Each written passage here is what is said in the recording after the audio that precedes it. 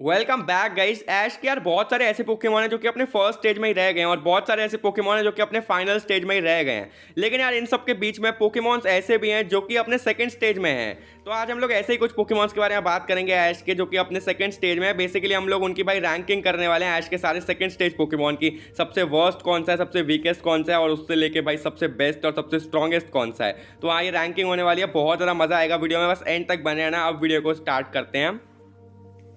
Number 6 यानी कि जो पोकेमॉन सबसे नीचे आता है, जिसे हम ऐश का सबसे वीकेस्ट सेकंड स्टेज पोकेमॉन कह सकते हैं, वो रहेगा पैल्पिटोड। ये एक वाटर और ग्राउंड टाइप का पोकेमॉन है जिसको ऐश ने यूनोवा रीजन के अंदर कैच किया था। अब इसका ना काफ़ी बॉसी टाइप का एटीट्यूड था, सब पे भाई बहुत दादागिरी करता था ये। लेकिन हाँ, अगर बैटल की बात करें तो ये बैटल के अंदर अच्छा खासा पावरफुल भी था। इसने काफ़ी बढ़िया बढ़िया परफॉर्मेंस दिए हैं, काफ़ी सारे बैटल जीते भी हैं। इसने जेबस्ट्राइका को हराया है, स्टाउटलैंड को हराया है।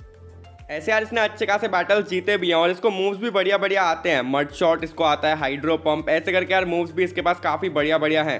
ओवरऑल ये काफ़ी अच्छा और अच्छा खासा पावरफुल पोकेमॉन है और अगर ये अपने फाइनल स्टेज सेस्मी टॉड वाले स्टेज में जाता डेफिनेटली और ज़्यादा पावरफुल बन सकता था। लेकिन हाँ, ये फाइनल स्टेज में कभी गया नहीं, सेकंड स्टेज में ही रह गया और अपने सेकंड स्टेज में ये एवरेज है भाई, उतना अच्छा भी नहीं है उतना बेकार भी नहीं है। और ऐश के बाकी सारे जो सेकंड स्टेज पोकेमॉन है उनसे कंपेयर करें तो मेरे अकॉर्डिंग सबसे नीचे यही आएगा, सबसे वीकेस्ट यही रहेगा।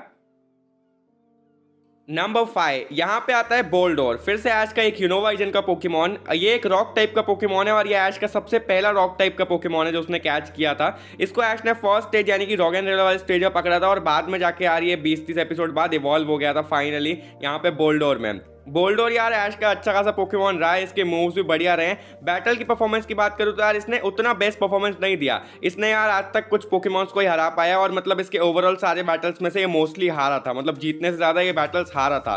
तो हाँ, इसका परफॉर्मेंस कभी उतना ज़्यादा बढ़िया रहा नहीं है। लेकिन हाँ, पैल्पिटोड के कंपेरिजन में मैं कह सकता हूँ ये थोड़ा उससे ज़्यादा स्ट्रॉन्ग था और अगर ये अपने फाइनल स्टेज में जाता गिगालिथ बनता तो भाई बहुत बेटर रह सकता था। गिगालिथ बहुत ज़्यादा पावरफुल पोकेमॉन है, लेकिन ऐसा नहीं हुआ। ये बोल्डर वाले स्टेज में ही रहा जहाँ पे ये काफ़ी हद तक एवरेज से थोड़ा ऊपर रहा है भाई, इतना कभी ज़्यादा अच्छा नहीं रहा, उतना पावरफुल नहीं रहा। तो मुझे लगता है कि बस ये 6 से ऊपर बस 5 पे ही आ सकता है भाई, इससे ऊपर तो बिल्कुल नहीं जा सकता। नंबर 4 ऐश की चिकोरिटा। ये ग्रास टाइप स्टार्टर है जोटो एजेंट की और ऐश को यार ये ऐसे ही मिल गई थी यार चिकोरिटा, बहुत ज़्यादा इजीली। मतलब स्टार्टर उतने इजीली मिलते नहीं है लेकिन हाँ, ऐश को भाई मिल जाते हैं। तो यहाँ पे यार चिकोरिटा और ऐश का जो बॉन्ड था वो बहुत ज़्यादा सही लगता था और ये फाइनली जब बेलीफ में इवॉल्व हुई तब यार और ज़्यादा बढ़िया लगता था। बेलीफ भी एक बहुत ज़्यादा मस्त पोकेमॉन है और पावर वाइज देखा जाए ना, सीरियसली किसी ने एक्सपेक्ट नहीं किया था कि इतनी ज़्यादा पावरफुल रहेगी। लेकिन ऐश की बेलीफ बहुत ज़्यादा खतरनाक थी।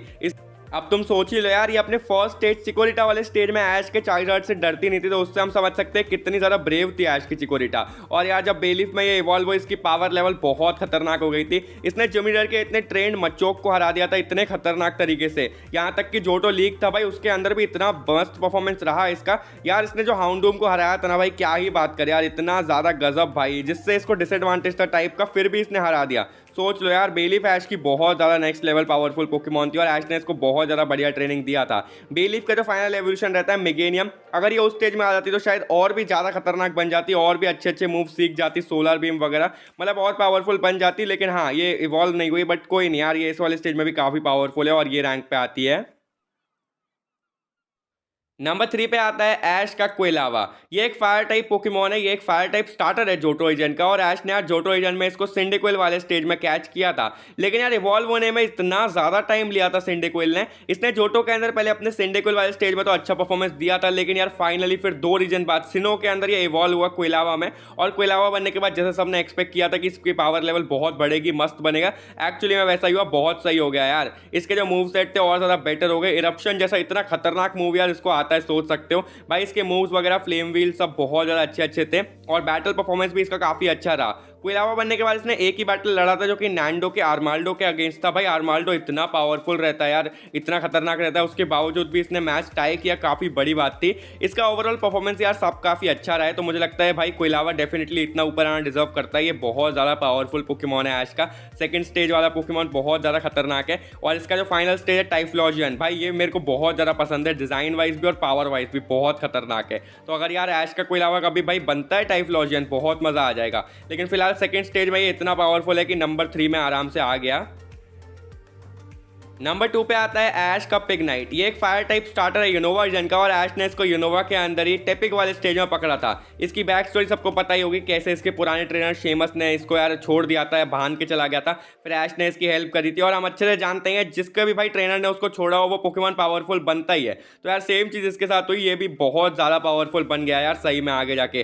पिगनाइट वाले स्टेज में इसने बहुत ज़्यादा कमाल किया है। बैटल वाइज देखे ना, इसने इतने तगड़े तगड़े पोकेमॉन्स को हराया है। इवॉल्व होने के बाद ही यार जब ये पिगनाइट बना था तभी इसने अपने एवोल्यूशन को यानी कि एम्बोर को और हीटमोर जैसे पोकेमॉन को हरा दिया था। क्रायोगनल जो कि इतना खतरनाक होता है स्टील टाइप का, उसको भी इसने जिम बैटल के अंदर हराया है। यहाँ तक कि यूनोवा लीग के अंदर भी इसने इतना गजब परफॉर्मेंस दिया था, 3-4 पोकेमॉन को हराया था भाई इसने लीग के अंदर। इसका यार परफॉर्मेंस बहुत ज़्यादा बेस्ट है सही में, और जब भी ये बैटल के अंदर गया है ना एक पोकेमॉन को तो हरा के आया है, इसने कभी डिसअपॉइंट नहीं किया है इसको। हालांकि यार ये चीज़ है अपने फाइनल स्टेज एम्बोर वाले स्टेज में कभी गया नहीं, वरना हो सकता है कि आज इसकी भी इतनी बात होती जितने ऐश की बाकी फायर टाइप पोकेमॉन्स की बात होती है। लेकिन जैसा कि हम जानते हैं कभी एम्बोर बना नहीं, तो हाँ यार मुझे लगता है कि ये काफ़ी अंडररेटेड रह गया है सिर्फ अपने सेकंड स्टेज में रहने की वजह से। वरना यार इसका जो परफॉर्मेंस है, इसके जो मूव्स हैं, डिज़ाइन वगैरह भी यार मेरे को तो बड़ा पसंद है, तो मेरे को तो बहुत ज़्यादा ये पावरफुल लगता है और मुझे लगता है डेफिनेटली नंबर 2 पे आना ये डिजर्व करता ही है भाई। ऐश का सेकंड बेस्ट सेकंड स्टेज वाला पोकेमॉन यही है भाई, बहुत ज़्यादा पावरफुल है। और फाइनली नंबर 1 यहाँ पे आता है ऐश का पिकाचू।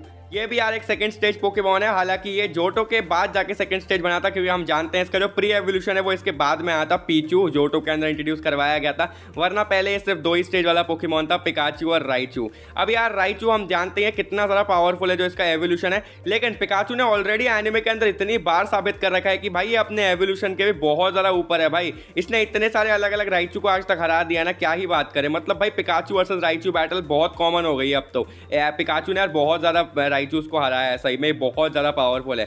इसके इतने सारे खतरनाक मूव्स यार, इलेक्ट्रो बॉल जो इतना मेरे को बहुत बेस्ट मूव लगता था, हालांकि अब तो यूज़ नहीं करता। सेम यार वोल्ट टैकल भी एक बहुत ज़्यादा मस्त मूव लगता था, जो कि अब पिकाचू यूज़ नहीं करता। ऐसे ही यार इसकी जो बैटल्स है इतनी खतरनाक है, और इसके बारे में शायद तुम्हें ये फैक्ट पता ही होगा, ऐश के टोटल जितने भी सारे बैटल है ना आज तक सब पोकेमॉन के बैटल मिला के, उसमें से 50% सिर्फ पिकाचू के ही बैटल हैं जो इसने जीते हैं।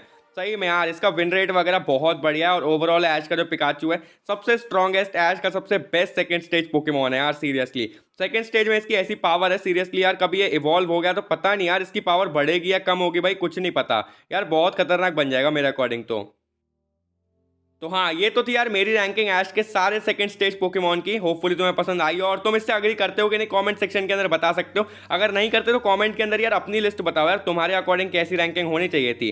बाकी यहाँ वीडियो पसंद आए तो लाइक जरूर कर देना, चैनल पर नए हो सब्सक्राइब नहीं किया सब्सक्राइब करो, बेल आइकन दबा देना। मिलूंगा अगली वीडियो में, तब तक के लिए बाय बाय।